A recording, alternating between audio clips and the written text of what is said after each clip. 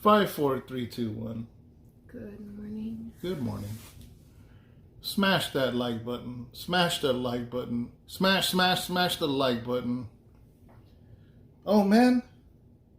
What? I didn't put the microphone in. Where Hold is on. it? Talk to him. Tell him a joke. I don't have a joke. I don't have a joke. Oh, so we usually put this little mic in my sleeve because it's just easier. Does it really make a difference? Yeah, you'll notice. Oh, they'll notice, you mean? Well, I you'll won't notice. notice. You'll notice when you go back and watch it. Oh, It makes a difference. I see. All right, this is just gonna hurt a little bit, guys. Okay. Ouch. So now we are mic'd up. Now tell them to smash the button. Smash the like button.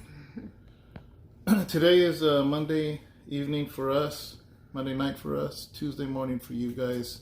Wednesday morning. Oh, it's Tuesday today? Babe. Oh, yeah. Tuesday night for us, Wednesday for you guys. So that means Bible study tonight. You got your days all mixed up lately. Why are you rocking? I don't know. Oh. All right, so where do we start? Where do we begin? I don't know. My days haven't been that exciting. No? No, I just go to work and I come home. Oh. And I just... No respect. When what? What's wrong with you? He's hyper, you guys. I've just been resting. I've been a little under the weather still. I don't know what the heck's going on. Speaking of weather, it's been hot, man. It's been crazy, but regardless, I don't know. Just been feeling a little off. And then, you guys, you know the worst part about it? I took a tumble today. Did I tell you? Of course you did. I messaged you, huh? I went to the county. Went to the county today to go take some engineers some plans for this big project that we have, and I was carrying these big rolls of plans. Sometimes we have to carry like some, these plans and stuff. So I had these 2 rolls of plans and this clipboard, and I had a long summer dress on. And as I was walking up the curb, I was holding all the stuff, and... Oh, you fell before you went in there? Yeah, I tripped. And I tripped with everything, and apart from it being embarrassing, you guys, it just, I don't know. I just been, I hadn't been really feeling good since yesterday, to begin with. And, I think I was just not feeling so great, and then I tripped and I scraped my knee pretty bad. And so the worst part about it, it was a white dress, Yeah. So then I started bleeding on my dress, and I'm like, oh, great. So I know the girl at the front desk, and she's like, Sharon, and I'm like, oh, I'm okay. So she's like, here, let me give you some Band-Aids, and she gave me some alcohol and stuff. So rubbing alcohol, not alcohol. Oh, here, take a shot of this. No, it's just so silly. Of course it's rubbing alcohol. So she gave me some alcohol pads, and I cleaned it in the car, and I felt like a little kid. It brought me back to a memory when I had fallen off my bike, and I scraped up my knees really bad, Yeah. And it was burning, and you know how when you scrape yourself really bad and you could feel it, like it's almost like it's going boom, boom, boom, boom. It almost feels like your knee has a heartbeat. That's how it felt all the way home. I was like, oh, my knee feels... Why are so many things happening to me? I bumped my head in the car. I'm falling, I'm like, what the heck's going on? But, as you get older, you feel those falls. Trust me. You feel them all right. And I'm all messaging David. I just took a tumble. He's all, babe. So once again, I came home, and all I wanted to do is just crawl into the couch, and I just wanted to lay there, even though I had things to do. I didn't want to do anything. I've been painting all evening. Yeah, and you actually Look. You went to run errands and you've been working all morning and doing stuff. Yeah. I wanted to say thank you to Alex Alves and Merced. Huge blessing, brother. Thank you so much. Everyone in the church is going to appreciate that. 4? Huh? 4? For what? 5? Oh my god. So, oh my god, you're driving me nuts. as you guys know, we don't have an air conditioner in the church. As you guys know, it's been really hot. Last week, our neighbor... really? Last week, our neighbor at the church, it's a... What does he do? Something. He does something, right? He has this huge industrial, mobile, portable swamp cooler, I guess. Mm-hmm. Yeah. So because we had service indoors now, because after we had the celebration of life for my uncle, everything was set up. We're going to have service inside. It was going to be 100. Oh, he's an insurance adjusters. Yeah. It was going to be 100 and something. He has this huge one, and it's real quiet. And it's really expensive. And he goes, hey, you guys can borrow it. Mm-hmm. God bless him, right? So we actually brought it, put it in the corner. Because we do, in our lobby, we have air conditioning. And we opened the doors. And we opened the doors, but it's a small air condition. But so it's not enough to cool the sanctuary. But we had the doors open, the double doors from the lobby open, and then we put that we put little fans too. Yeah, it's not called a swamp cooler. That's an old school name, but it's called the porta cooler or something like that. Yeah. Because you put water in it, and it blows cool air. And we put that in the opposite corner, and it maintained the church actually. Yeah, and I was surprised. It actually cooled the church down, and we're like, I mean, you understand, our church is a metal building, but if you remember, Tomas helped insulate that building in the beginning of the summer. I said, in springtime, remember? Yeah. I told them, I said, we have to insulate this because we're anticipating getting an air condition. And when that happens, this place has to be insulated anyway, so might as well insulate it now. So I'm so glad we did. Yeah, so we completely insulated it.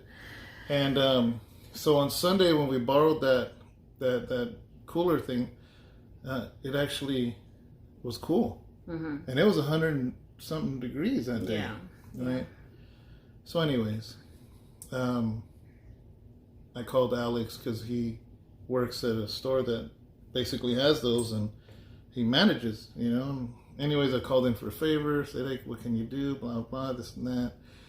Anyways, long story short, he says, listen, he goes, my boss is a Christian too. Mm-hmm. And he's going to, if you want it, you can come get it by 2:00 at 50% off. Wow. And, man, I called Sharon up so quick. I was like, hey, what do you think of this? And she agreed. She's like, man, we need to do it. So boom, put my trailer on. And we got to invest in it now. Because we're going to go through some really hot days still. And, even though we're going to spend a significant amount, it's still not as much as, right now getting a whole AC system. But this is going to help us for now in the meantime. Yeah, because it's going to be hot for another 2 months. Yeah. September. Yeah. Yeah. Yeah. Till the end of September. Yeah. So that helps us to, now we can use this to float into winter and then continue saving for air conditioning for next summer. Yeah. But man, I went, brought it, took it to the church. It was a long day for me. And I just think it's wise too, though, because I don't want to continue borrowing someone else's either. And yeah, he says we could borrow it every week, but it's a lot of work. And then on top of it, God forbid if something happens to it, then we become responsible for that one. And we can't afford to have to pay for someone else's, if something happens to it. And I don't want nothing to happen to someone else's, cooler, and that's something that they use as well, for their warehouse. So I don't want to have that responsibility on our shoulders either. Yeah. So this one, those are expensive, This is the biggest one they had, the biggest one they make. It cools 2,100 square feet. Wow, that's good. Our church is a little bigger than that, but we opened the double doors of the lobby, and that air conditioner is also going too. So between the air conditioner in the front, this in the back. And then the industrial fan that we're gonna pick up that that my brother was able to get donated. Yeah. So with all those things, okay. we should be able to float right through this summer. It's a huge blessing. Thank you, Alex.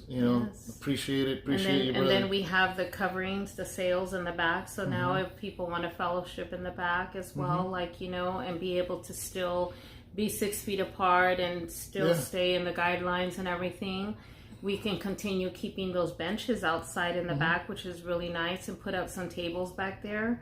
And I love it because we could still have that shading back there. And I'm excited about that too, that we can keep those sails up, and be able to have that. And even our children, we can even keep our children and have our children's class out when there. It cools off, it's too hot. Yeah, once it cools out. And so I think it'll be nice. Yeah.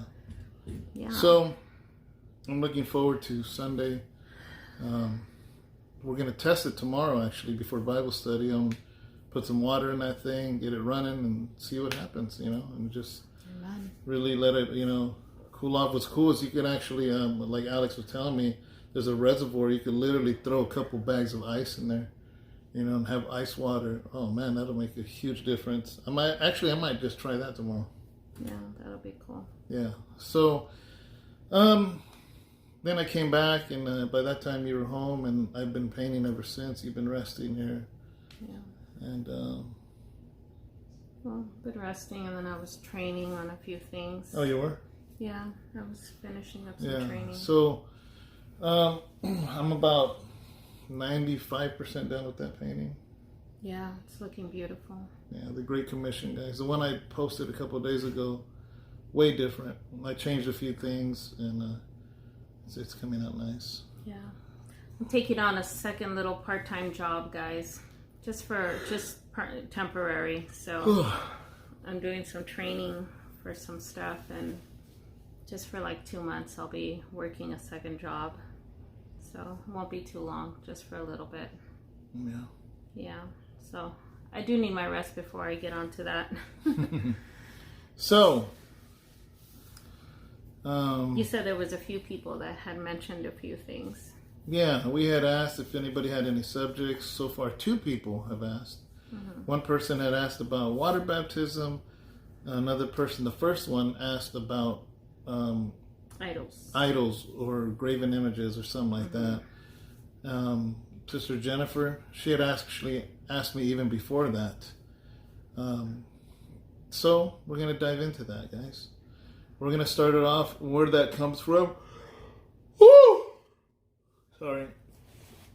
I don't know why I'm yawning. I haven't yawned all day, and all of a sudden I'm yawning.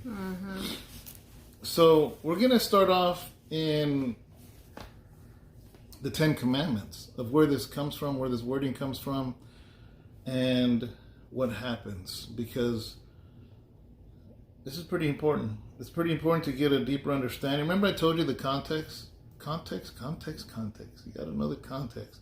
Deuteronomy chapter 5. I have a request to ask of you first. Yes. Can you stop putting pictures and make me look like if I'm ready to beat you up? Then you have to not do... Every time I scroll through the video, you're moving your mouth. Or you're always looking at me. You never look at the camera, so I can never get a picture of you. I'm looking at the camera right now. Okay, thank you. There. But you don't look at the camera. So the whole time... Looking at the camera again. That doesn't... Now you're looking at me. Look at the camera. You already did it. Look at the camera with me right now. No, hold on. I already did. But the point is, that doesn't erase 300 videos that you don't look at the camera. So how can I get a picture... So just remind me to look at the camera. How can I get a picture of you looking at the camera if you never look at the camera? But you put them... Why don't you put one that I'm looking at you nicely. Why do you got to put the ones that I'm looking? They look like if I'm looking at you mean or I'm complaining at you. Like right now. You are complaining at me right now. That's the picture I'm going to use right now. You better stop it. So, look, we're 15 minutes in already. Okay. Deuteronomy chapter 5, verse 8. Deuteronomy 5:8. Mm-hmm. Okay. Go. You know what? Let's start at 7. Is 7 separate? Yep, by itself. 7 says, "You shall have no other gods before me." Verse 8, you shall not make for yourself a carved image or likeness of anything that is in heaven above, or that is in the earth beneath, or that is in the water under the earth. Verse 9, you shall not bow down to them nor serve them. For I, the Lord your God, am a jealous God, visiting the iniquity of the fathers upon the children to the 3rd and 4th generations of those who hate me. I might as well read 10. But showing mercy to thousands to those who love me and keep my commandments. Okay. No other gods, only me. No carved gods of any size, shape, or form of anything whatever, whether of things that fly or walk or swim. Don't bow down to them and don't serve them, because I am God, your God, and I am most jealous God. I hold parents responsible for any sins they pass on to their children to the 3rd and yes, even to the 4th generation. But I'm lovingly loyal to the thousands who love me and keep my commandments. Okay. So, according to the 10 Commandments, you can't have any carved images or any image of anything, right? So how do we reconcile that today to us now? You know? And first of all, I want to remind you of something. The Bible was written in the Middle East with a Middle Eastern mindset. So we have to read it in that context. We can't read it as Americans. It doesn't work. What ends up happening if we do that is we come up with false doctrine, false beliefs, and a false belief system. Yeah. So we have to remember that. So for instance, even as early as 200 years ago, well, no, let's go further than that. Way back, people back then didn't have a Hobby Lobby, a Michael's. They didn't have a Walmart. In other words, the things in the home were things that were going to be used. For instance, how many times do you go in the kitchen and there's a wooden spoon on the wall as decoration? It's not really a wooden spoon to use. There's people that do that. Mm-hmm. I have a metal spoon. Yeah. Yeah, 2 of them. A metal it's spoon decoration. Yeah, they're vintage spoon and fork. But if you would go back and Moses walked in here, he would assume that spoon was for cooking. He wouldn't understand the concept that it's for decoration only. Yeah. He wouldn't understand that. Like, what? What are you talking about? What is that supposed to do? Why would you put a spoon on the wall? You understand? Like some super very religious person would walk in here and think that would probably be my shrine, because they probably think that I sit there in front of my crosses and... A few people have made comments about that. Yeah, they think that I sit there and I probably, No, well, here's the thing, is that they don't think that. I don't think they think you do that. I think they read the 10 Commandments. They see that you shall make no graven images. Actually, somebody did ask me. And then they run with that. And this is why it's so important, because you're reading it through a mindset. Because, for instance, right, the concept of putting things on your wall at that time for decoration or for interior decorator didn't exist, guys. Yeah, it didn't. It didn't exist. So if you had something exalted in your house back then, it was because it was something to worship.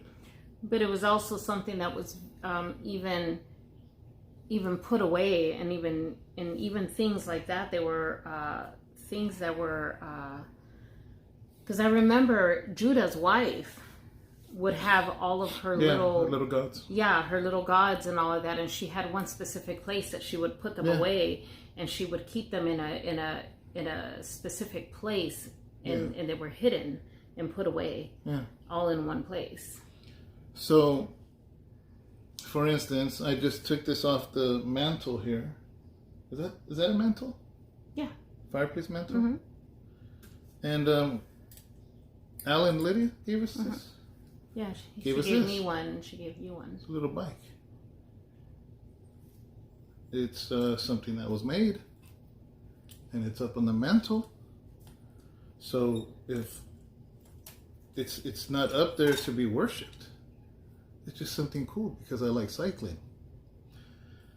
You got to understand, our culture, our time, we like to decorate our homes with nothing to do with worshiping it.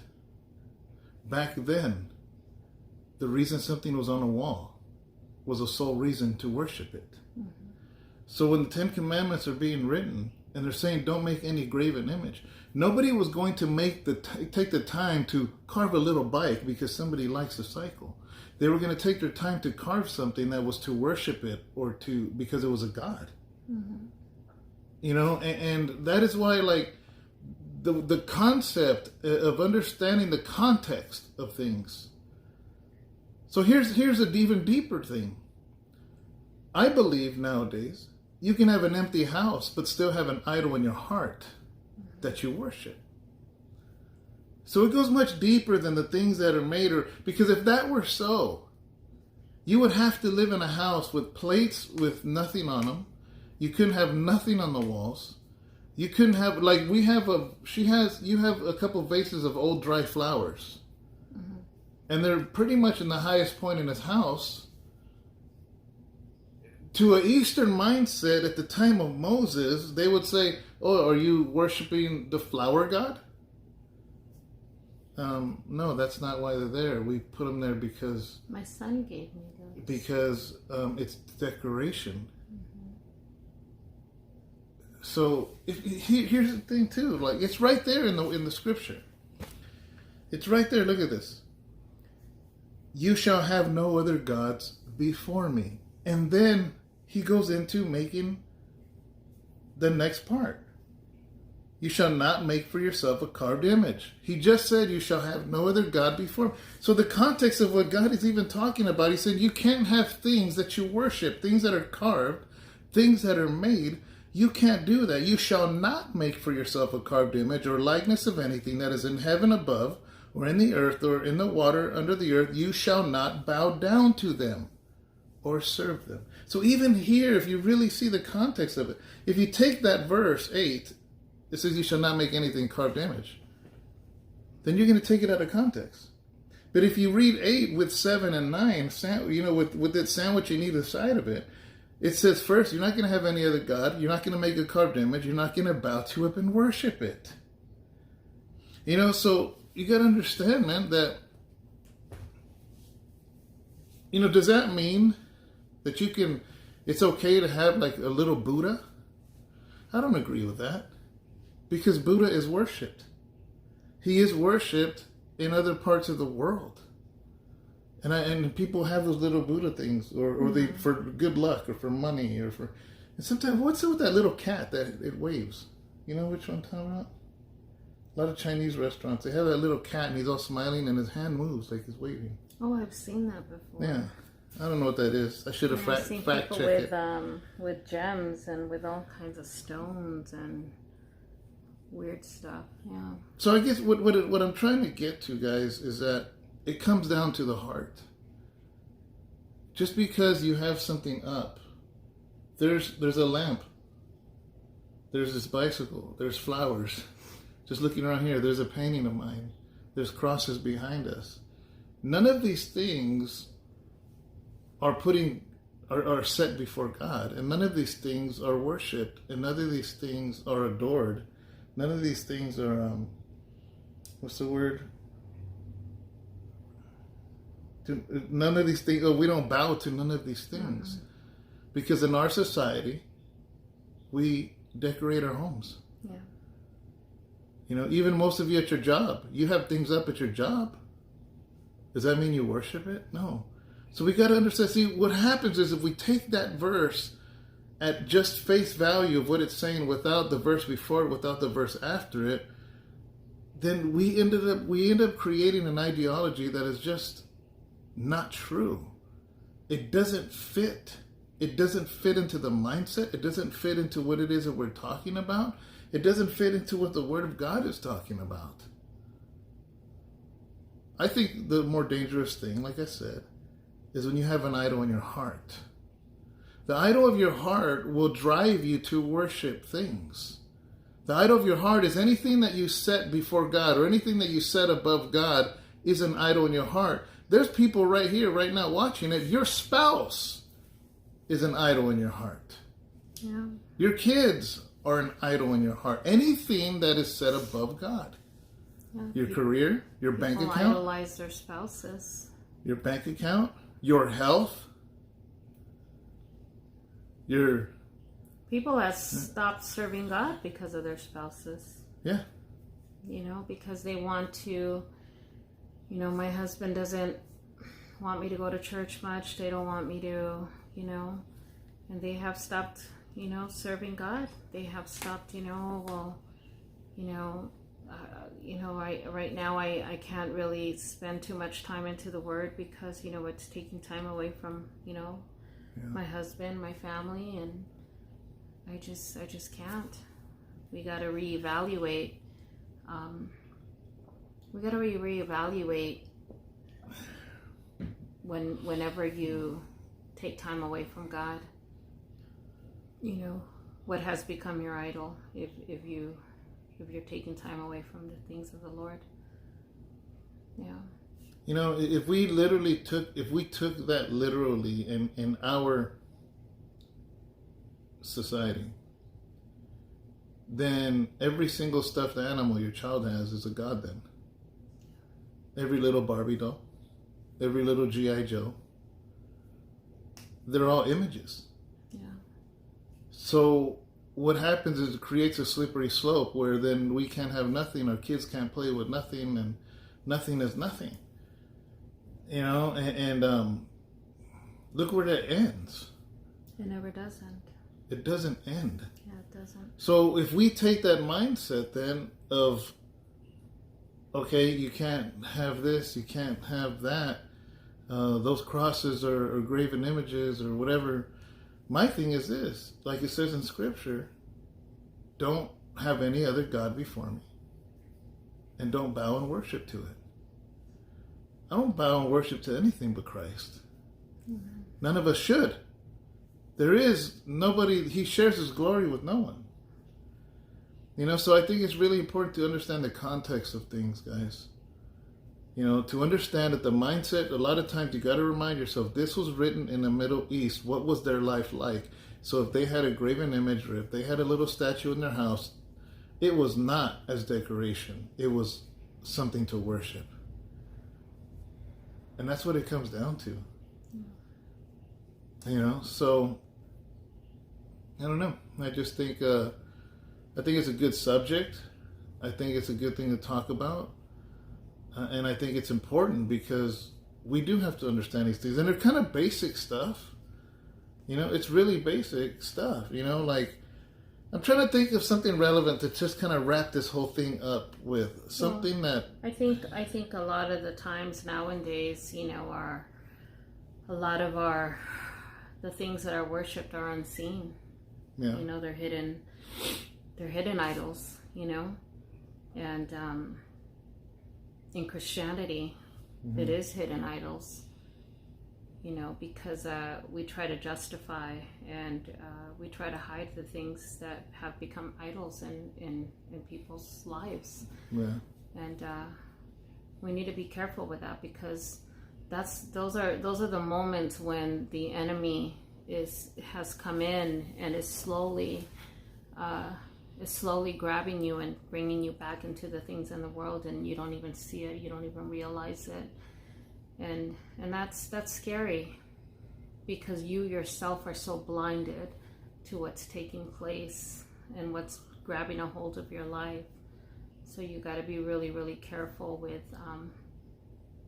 what's become an idol in your life. You have to be able to recognize what's become an idol in your life, because sometimes you don't even realize until it's too late. Yeah, I mean, even money. We talked about that in the Bible study. Do you have money, or does money have you? Yeah. And that goes along the lines with everything, every single thing. I think that there was things that maybe before Christ that I worshipped. Money was one of them. Material things, or even things that were not tangible. For instance, like reputation, or respect, things like that you chase after, and it was never tangible. Nevertheless, I believe that was an idol in my heart. It was an idol.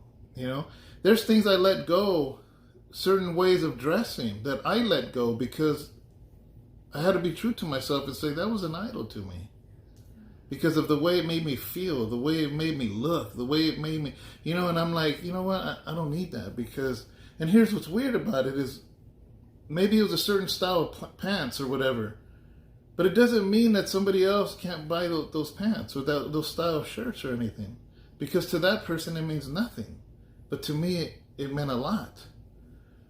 So in the same way, somebody will come from the time of Moses here and to our homes, and they will say, "What are you doing?" And we would say, "Dude, what this stuff doesn't mean to us what it means to you." In the same way. Yeah. And I don't know.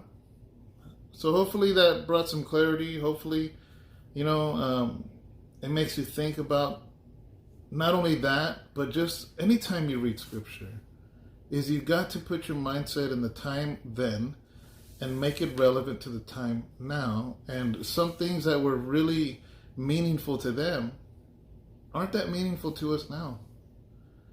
And it doesn't say, people say, what are you saying? Are you saying that God changes? I never said God changes, but we change. Yeah, it makes you want to evaluate and reevaluate your life. We change as humans. Yeah. We've always changed. People, here's a perfect example. Mary, the mother of Jesus, was most likely between 12 and 13, as old as 14 years old. That was the average age for a woman to start a family. That is not okay now. So you got to understand the times. The lifespan of somebody was a lot younger too. Matter of fact, back then the men were a little bit older, because how can a 14-year-old kid build a home? Why do you think Joseph most likely died by the time Jesus was older? Because Joseph was older. So it's different times. My grandma got married like 14 years old. Well, I was 14 when I had my first child, so for me, I was trying to live out the old age, I guess. My grandparents were young. Yeah. It was a different time. Different times, yeah. So you can't compare straight across with the way things were and the way things are now. And it just doesn't mix. So we have to read the Word and read the Scriptures in that understanding, with that mindset and with that understanding of, Lord, let me not force this Bible into 2020. Yeah. No, you're absolutely right. Because people will fluctuate, people will change. God doesn't change, but people do. Yes, we do. And so whether it's the Ten Commandments or the prophets or Psalms or whatever it is, we always want to know the culture and the context of what was going on. Yeah. Before we just straight up read a verse and say, "Oh, I can't have G.I. Joes for my kids." I don't even know if kids can play with G.I. Joes anymore, but we can't do this, we can't do that. No, translate it well, man. Do it. Use discernment. Yeah. Use discernment.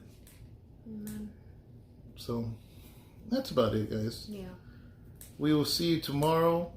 Also, Bible study tonight at 7 o'clock. And we want you to join us. And it's probably one of the only times we get to be interactive with each other. Because even though we go live on Sunday. And you just restarted the book of Revelation. You went back to Revelation, which is really, really good right now.